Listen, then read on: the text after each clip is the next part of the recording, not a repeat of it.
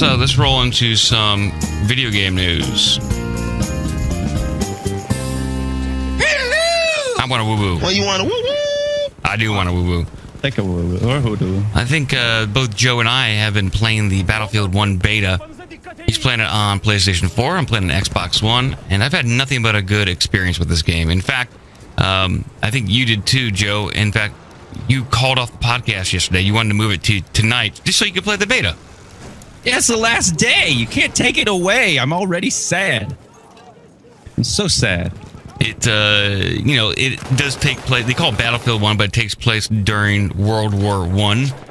And so you got horses, you got tanks, you got armored vehicles, but it all has the World War I look. And it should, in a large scale battle, it should be all just pretty much bolt action rifles and things like that, and maybe some mustard gas here and there. But in this version of World War I, produced by DICE, there are automatic weapons, there's light machine guns, there's experimental submachine guns. They have a lot of the experimental in the works kind of weaponry, and they just they give them to anybody who wants to use them in this game. I understand they have to compete with Call of Duty, they have to compete with those very fast shooters, and this is the way they did it.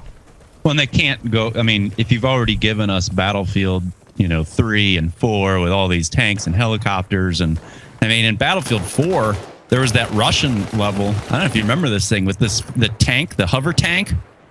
Get in. I think I remember, yeah. Stuff. Yeah, and you could shoot yourself out of these launchers and all that. I mean, they had some really crazy stuff. So that was my concern when they were like, we're going to do World War I in Battlefield. I was like, but how is that even going to be fun when everything sucked so bad back then? Well, they found a way to make it fun.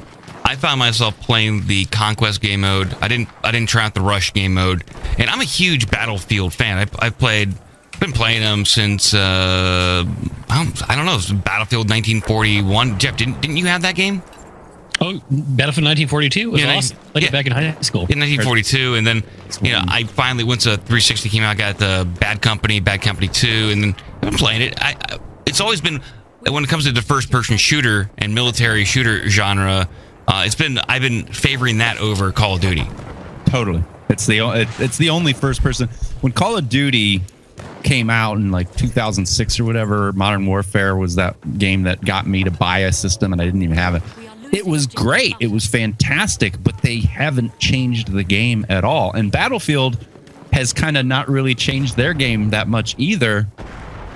But the ability to get in vehicles and fly shit around and all this stuff, I mean, it's a complete differentiator from Call of Duty, which is pretty much a forgettable franchise at this point. The scale of Battlefield is what keeps me on this game and a fan of this franchise, because it is huge. You're playing 32 versus 32. You can get in vehicles. You can really customize your character, and the type of character you play within your squad, whether it's an engineer, a medic, or support, you can, if you want to play it just by yourself, fine. But it really helps when you work with your squad, and as a team member, you can achieve, getting to the next goal or capturing a flag or a point. It's a lot more challenging. There's a lot more strategy involved with these military shooters with Battlefield than Call of Duty, where it's much more of an arcade who can score the most points. It's like run and gun, yeah, and it's the scale is just it's very hard to kind of describe to anybody, because you will have these 64 players all converging on one spot, which makes for a very chaotic scene. And so you kind of have to strategize. Do I sneak? Do I come in guns a-blazing in this vehicle? Or, it's just there are these epic moments that you get that I was getting already from just this beta or whatever they call it. Yeah, they had this beta, and I think it's a great preview for people. I'm definitely gonna buy the game. I hope Clown Baby will too. It's just unfortunate that we're on different systems. We can't play together. Maybe if there's a listener out there who wants to buy Joe an Xbox One. Or buy Mike and Jeff a PS4. Yeah, either or. The PS4 is going to come out with their 4K version right around the corner, which I was super excited about. I bought a 4K TV just so I could get ready. What's that really going to do, though? It'll look better. Okay, so I'll tell you what. I was explaining this to Eric because he was like, "Why do you need a da da da?" And So I was playing Battlefield 4 on the PS3, and then the PS4 came out. And I could remember playing because we had the PS3 still hooked up in the bedroom, and then they have the PS4 hooked up out in the living room. And so I would play Battlefield literally back to back on 2 separate systems sometimes. I'd sit in bed and play. And the difference in frame rate, the difference in graphic quality, the difference in just everything was so remarkable that I'm hoping, I could be completely wrong about this, but I'm hoping this 4K difference is going to make, especially when you start designing games for 4K, I'm really hoping. Well, the problem, these games are not going to be in 4K. It's impossible. I have a great video graphics card, and I can maybe play 4K at 30 frames per second, but it'll look good. You'll probably be able to get 60 frames per second at a higher resolution, but it won't be 4K. They'll claim, but it won't be. And Xbox One has a brand new, like Xbox 1.5. It also has a 4K output, and it's supposed to be the cheapest 4K player on the market you can buy, and it also has the game system built into it. So there's some good things coming out, and yeah, they're definitely pushing the higher resolution monitors and TVs and games, and it will look great. It will look pretty fucking good in the next couple years. Yeah. Now, my one of my issues for most of these video games coming out, especially in October. Look, in October we have Battlefield 1 coming out, which is $60. Call of Duty comes out in like November 1st, which is $60, and then in October 28th, Titanfall 2 is supposed to be released. Another big shooter that had a tech test that I complained about on my video blog. And it's like, if these guys are smart, if Titanfall, these people are smart, and these are some older developers and game designers from the Call of Duty, Modern Warfare 2 and that franchise. They started Titanfall. They're smart. They released Titanfall 2 in February when they wouldn't have to compete with Call of Duty, when they don't have to compete with Battlefield 1 and the host of other games that are coming out in October, like Gears of War, Mafia 3. Titanfall's not a proven franchise. It's not a proven series yet.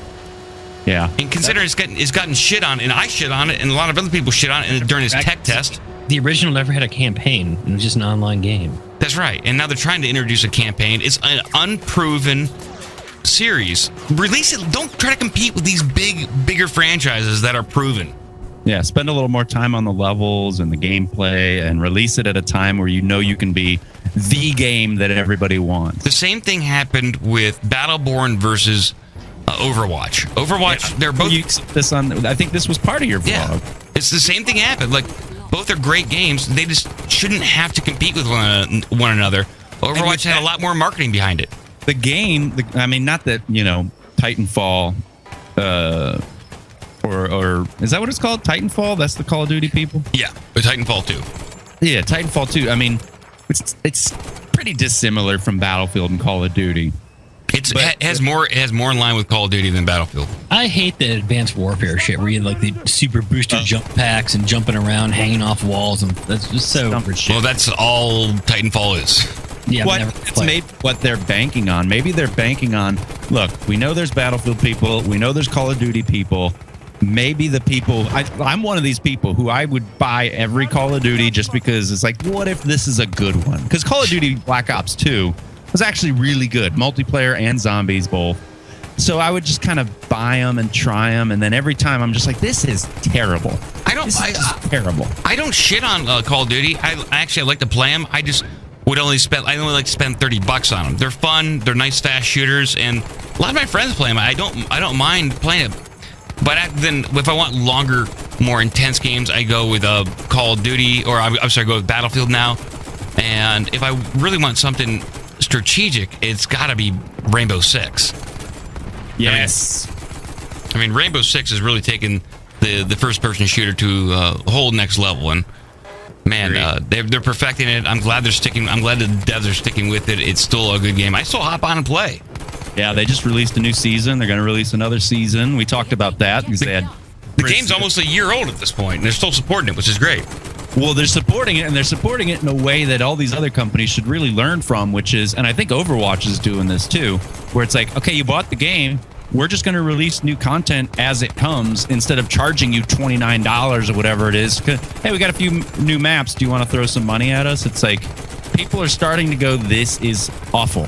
And I think the companies are starting to change, which is potentially why Titanfall is coming out when it is, because they're counting on the fact that Call of Duty people are over it, and Battlefield people are pretty much Battlefield people. There is sort of, and people play everything, but you do kind of get that Pepsi Coke thing. They're hoping to get those Christmas sales as well. I don't think that's going to happen. I don't think it's going to. If Titanfall releases in October, I think it's going to be a big flop. Not as big a flop as Battleborn, but they can take a cue. I think you're right, Joe, that some of these companies are doing the right thing by releasing content for free. Overwatch is doing it, but of course Blizzard's behind it, so they can afford to do it. And I think not to say that Activision can't afford it. I know they can, but I think Blizzard is much more hands-on than Activision is with their development of their games. But Blizzard's going to scrap WoW. When are they going to put down that sad child? They just released a new expansion for it. Yeah, on the same old engine. I think so. It's what sorry sacks of shit are still playing that thing after Mr. I think there's Pandaria. I think there's 10 million sorry sacks of shit still doing it.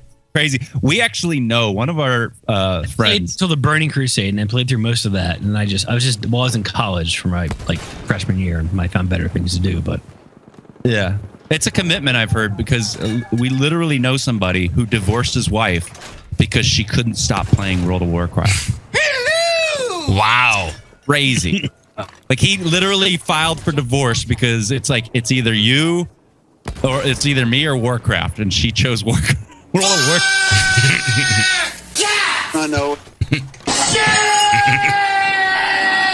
Wow. That's pattern of errors. Yeah, it is a larger pattern of errors. It's unfortunate. But I'll tell you what, Battlefield 1, holy shit. I'm so excited to see what other levels, because, I mean, they had us in the Sinai Desert, which I didn't know a whole lot about. I don't even know where the fuck it is. Holy shit! The Sinai Peninsula? Sinai Peninsula, I've heard of that, but I don't even know where the Sinai Peninsula is. Anyway. It's in Florida. It looked like it. There's a lot of sand. Shit! But, it was just, what are the other levels going to be, and how epic is that going to be because, like, all those environments were just so expertly crafted, no electricity, so it's all like, you're out in the desert and you're looking at the way these people lived. I don't know how factually accurate it was, but going in all the buildings and being in all the different vehicles, I was just fascinated by the level of detail that they put into this game. DICE does a good job with their research. I think they're spot on with their environments. They do an immaculate job with their level craft and just honing the overall look and technology and feel of the situation. I have a feeling that it's when you walk into like a German city, that's gonna be authentic. The decor, everything. I think it's gonna be spot on.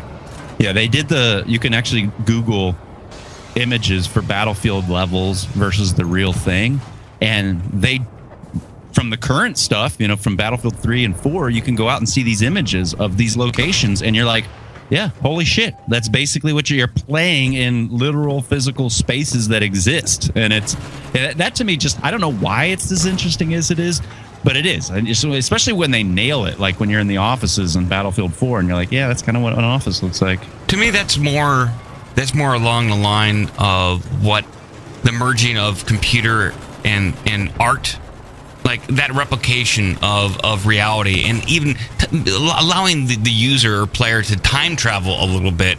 Yeah, I know it's a shooting game and there's a lot of violence, but it is a time travel kind of thing, and does give you a sense of history. I think a lot of fans of Battlefield 1 might go back and actually research World War I and what happened, and why these sides are at conflict. And how I already want to. Yeah. What's that, Climb Baby? How they didn't use those guns. Yeah, well, yeah, the guns are... They wanted to have a proper map. Everyone would be in a trench. Then one side would run on the other one, and all their players would just get mowed down. Yeah, I think there are some some World War I games out there that are much more factually and technologically accurate. Can you use chemical rounds in it, Joe? You can use mustard gas. Rounds. Oh, that's cool. There's gas grenades. I know that. Oh no, I got mustard artillery shells. I found when I was trying to switch to my anti-tank grenades, because I would run as engineer, I found while I was running around with this thing, I'd push the button to do it, and then it would switch to the gas mask, and then I'd push the button again, and then it would switch to a different gun. I was like, what is this? And it was always when I was right next to a tank. Like if I wanted to switch to the anti-tank grenades at any other point, the what now? Tanks didn't really show up until late 1917. Until The tanks in this game look awesome. They look so old, they should be giant and slow. They didn't show up until the end of the war almost. So I don't. They're great. You will. Dice just made more of it just so it could be more. Yes, fun. Again, you can't take this shit away from people who have already been playing in tanks and helicopters forever. Which I was surprised they took out. You could, and you could just make them suffer. They wouldn't sell. They wouldn't sell copies. People would hate the game. Yeah. Yeah, fuck those 14-year-olds.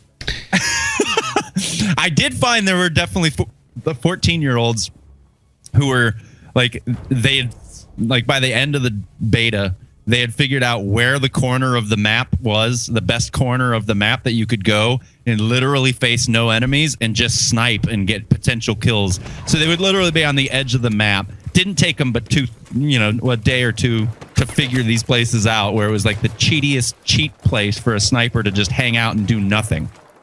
You should go team kill them. Yeah. I do try to do that kind of stuff. This is like, to me, that stuff always is like the weirdest thing. Like, how's that fun? It's like, yeah, I'm going to go play this video game where I can ride around in biplanes, in a tank train for all fucking things. You have a tank train, like a train on tracks. It's a tank. You've got all kinds of old vehicles, Jeeps, this kind of shit. And I'm going to go to the corner of the map and lay down. It's got to get your kill-death ratio up there, pal. It's going to be on your tombstone when you die. Your KD ratio goes right there on the tombstone. It's very important. Definitely don't want to have a 1% or lower. You want it to be 1.2 or something. Well, I'm going to buy Billy was a spawn camping piece of shit who also hit on the edge of the map to snipe. Yes. Who was that, Jeff? Little Billy. Oh, Little Billy. Right on his tombstone. Oh, yes. Oh, yes. Little Billy was a spawn camping bitch. His KD ratio was 6.4. All right. I got a little bounce back going on. I can just turn off my outbound. Yeah, something's going on. Let's get into some other stuff. Are we done with video games? Yeah, I guess so. That's all I have. I mean, we're playing Mountain Blade. I'm down to play that this weekend. Mountain Blade. Hey now! Hey now! We're sending help immediately, Mrs. Fletcher. I'm not sure. Joe may be able to join us if he gets that on a computer. I do still have Steam.